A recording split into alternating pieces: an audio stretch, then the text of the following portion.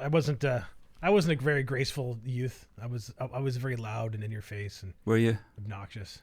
Yeah, but not like it was self-defense, because I didn't make friends easily, so I kind of I'd rather be like the I guess the beacon of comedy, I guess, and like controversy rather than trying to get along with people. Right, because you dabbled, didn't you, with stand up? You dabbled with being a comedian. Yeah.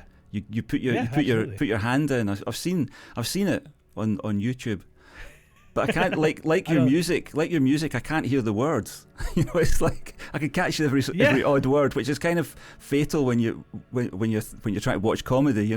So I thought, oh well.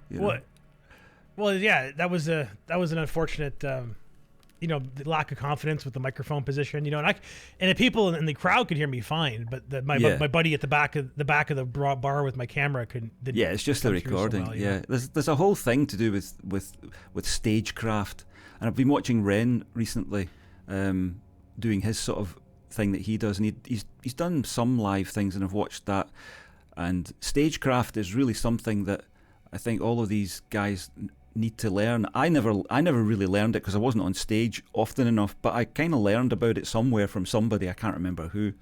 But the idea of projecting yourself out to an audience is really difficult to do if you don't do it naturally, and most people don't.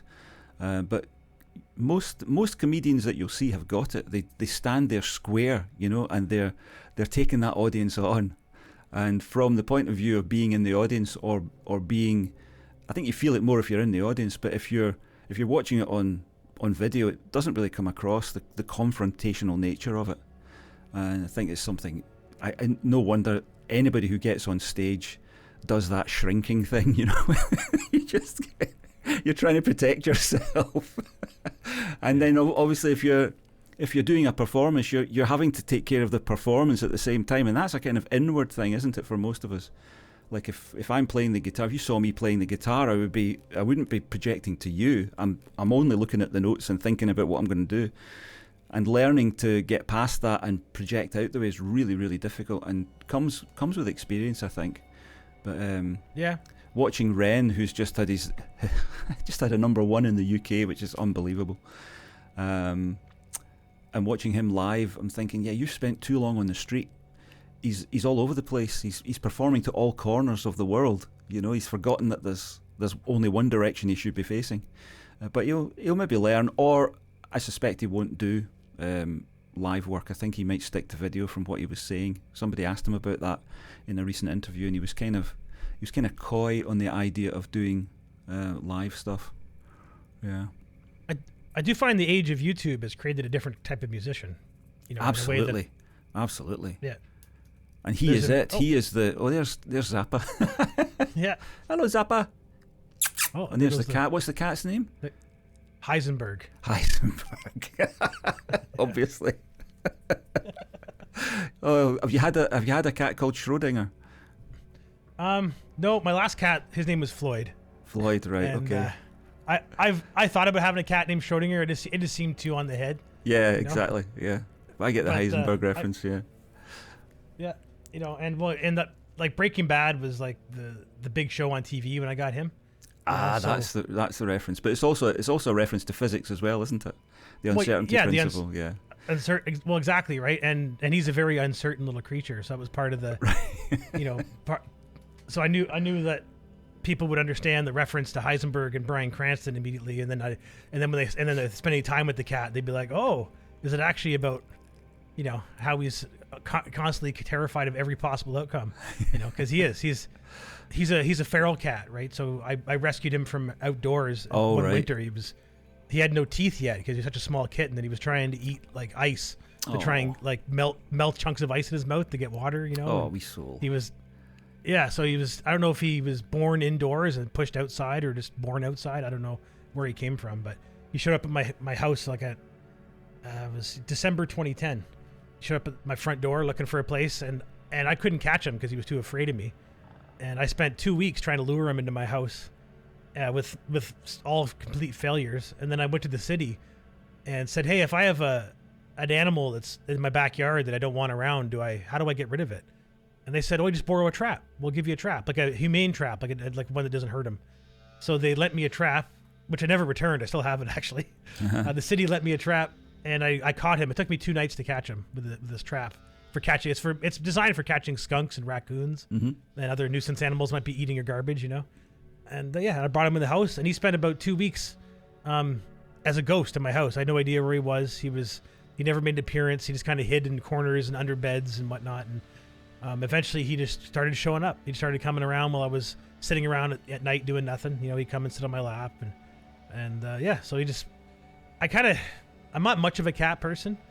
So and he's a very unrewarding cat. Like, you don't feel loved by him. You don't feel. No. He's not the kind of cat you could pick up and hold. When you're in a sad mood, he just kind of shows up looking for food, and then when he's not hungry, he either just lays on the floor looking at me or he leaves. But, and he's got diabetes now too, so I have to give him insulin twice a day. Oh. He must love you for that. It's terrible.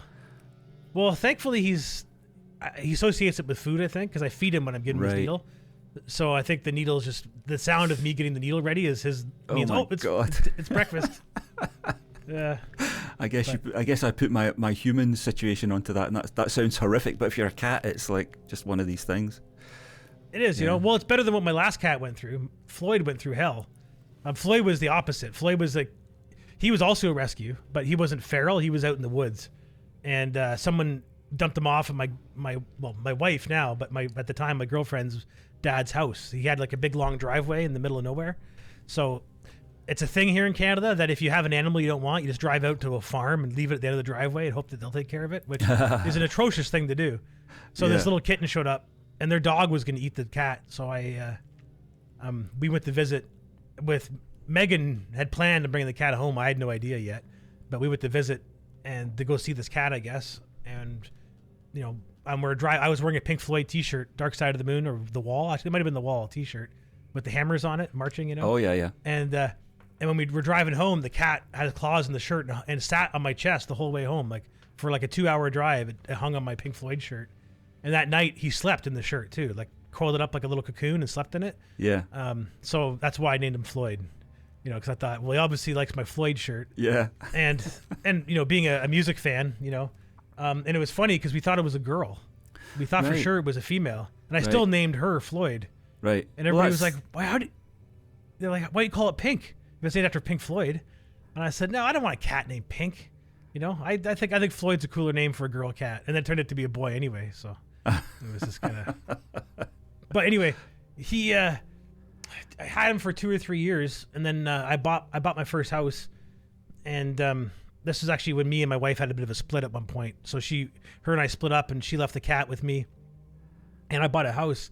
And I was in that house for maybe a week or two, and I heard this horrendous screaming noise in the middle of the night, like while I was sleeping. I kept waking up to this screeching noise, and I thought it was something in the outside, right? Like it was animals fighting or who knows what.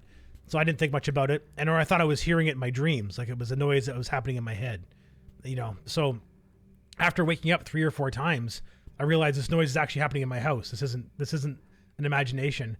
And I went downstairs and I found there was shit all over the place, like glasses broken, guitars knocked over, and there was a window that was pushed in, and my cat was in the corner, and there was this like stray cat beating the shit out of my cat, like chewing on him, and there was fur and blood and stuff. And it was really bad. And so what I've been doing is I used to leave the windows open so the cat could sit in the windows with the screen, right, and just smell the air and watch the mice run by and whatever else, which he loved.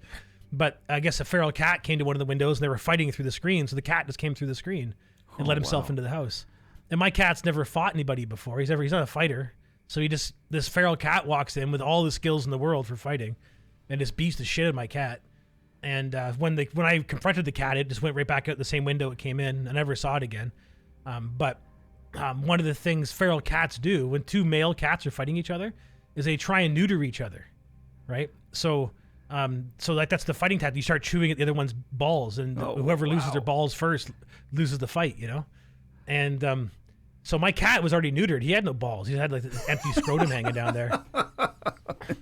So this cat just ended up chewing my cat's asshole out. Just chewed his asshole right out. So my cat was shitting blood for weeks. And, oh my God. and during that 2 weeks of his asshole healing to the point where he could shit normally again, he developed megacolon, where you're from constipation, your colon gets stretched. Oh. Right. So like your colon is naturally tapers down towards the end. Right. That's how it works. But then he had this big swollen balloon 6 inches from his rectum.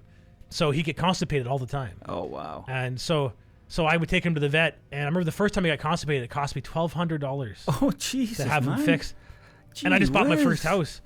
I was going into debt, trying to keep my cat from dying, Your you know. cat. And so I said to the vet, I said, look, he's only 3 years old. I don't know what to do here. I love my cat dearly. I loved him so much, you know, because he was like my only friend at that point. I felt like, 'cause I moved the town I was living in. I only was living there to be with my girlfriend, with Megan, and we broke up. I had no friends. I was 2 hours away from everybody I knew, you know. So I was like, so my cat was my best friend. So there's no way I was going to put him down unless I had to. So I said to the vet, I said, look, you got to show me how to do these enemas, like how to take care of this cat. And they're like, no, you can't do this yourself. Like this is it's dangerous. You might hurt your cat. I said, well, it's either that or you kill him now. Like either put him down now or I do my best to do this in my own house. So they gave me some equipment. They taught me how to give a cat enemas, and I gave him, I don't know, 1,000 enemas before he died, probably. Oh, bloody hell. Yeah, You're and a he slave. passed away. You're a slave to the cat. Well, so I started giving him dextrose, some sort of light, mild laxative in his food. And I bought this food that was being made locally from a company called Royal Canin. They used to make this really high quality food. Thankfully, it was local, so I got a better deal for it. But it was like for cats with digestional issues. So I gave him that food and the laxative, and I found if I fed him right and he didn't get under too much stress, he'd be fine for months at a time. But all it would take is one, like I might go away for a week and someone didn't feed him properly, like a friend didn't feed him right, or like I had a party or something and he got stressed out by the party, so he would become constipated. Yeah. So it would be like once a month or so he would get constipated. No, sorry, I'd say once a month. But when it happened, it would take sometimes like a week to a month to clear him out. Wow. Right. So I would be giving him like sometimes 1 enema a day to as many as 5 a day. Wow. You know, until he started shitting normally again, and then he'd be good for months. Yeah. You know? So it was disturbing, you know, and the sad thing is he died because I poisoned him with an enema by accident. I accidentally poisoned him. Yeah, because how'd you do that? My life. So at this point, Megan's back in my life. We're living together, and and she's lived in my house with me. And I left the company I was working for to start a business with a business partner for fixing appliances. And the business was going down the tubes. Like and my business partner was jerking me around, and I was working like 18 hours a day, 7 days a week kind of thing. And my cat became constipated in the middle of this like work crisis. And I was getting ready to like quit and leave and go work for someone else. And I was having this big, big problem with decisions of how to move forward. And it was my birthday. I was having a birthday party. The small one, just like a couple friends of my parents. And my cat got constipated the night before my birthday. And I'm like, for fuck's sakes, like I don't need this right now. Like I have no time for this. And I couldn't find the enema equipment. I put it somewhere and I couldn't find it. Like I stuck it under a bed somewhere, or I did find it eventually, but I couldn't find it readily. Yeah. So I went to the drugstore and I bought just an enema kit. And normally I would buy a mineral oil kit, but I bought the sodium phosphate kit, which is what, if you needed an enema, you go buy sodium phosphate because it's really good. Like it works really well. That's useful to know. I did not know that until this very moment, so that's good. But there you go. So the action that sodium phosphate has on humans, it causes extreme dehydration in cats. Like it'll cause your cat to just basically shit all its water out and die from dehydration. So that's what I did. I gave him sodium phosphate, and I realized about 15 minutes later that something was wrong because he started vomiting and everything. And within a few hours, he had passed away. Oh, that's sad. That's it was awful. horrible. He died in my arms. It was. So I spent 10 years giving him enemas to keep him alive. And then I killed him with an enema. I think to say that you killed him with it, that's the wrong language. A mistake was made. Right. A mistake was made. Yes. A mistake was made. But what I would say is he was only a cat. I know. He was only a cat. He didn't know. I know, but he didn't know. He wasn't blaming you. That's true. No, he doesn't blame me. That's for sure. No, that's for sure. I know the blame falls on my own shoulders from my own. Do you think there's anything to this idea that cats carry a virus that infects their owners and makes their owners love them more than they should? I never heard the angle that makes us love them more, but yeah, I do believe in that, like it's a legitimate parasite. I forget the name of it now, plasmotoxosis or something like that. Yes, that's right. Yes. Yeah. I'm very familiar with it, and I'm sure I've been infected with it. I've had cats in my house since I was a little kid, so I said I'm allergic to cats, and I keep bringing them in my house. You know? Like this.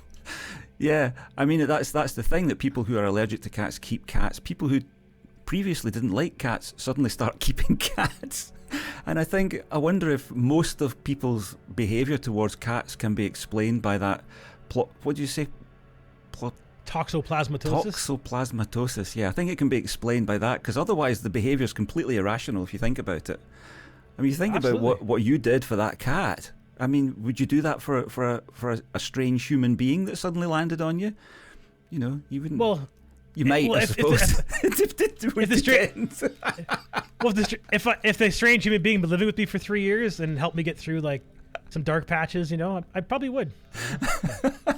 You're such a generous soul, so you are. I wouldn't do that for anybody or anything. So I'm sorry, you're on your own. I understand. I get it. You're on your own, mate.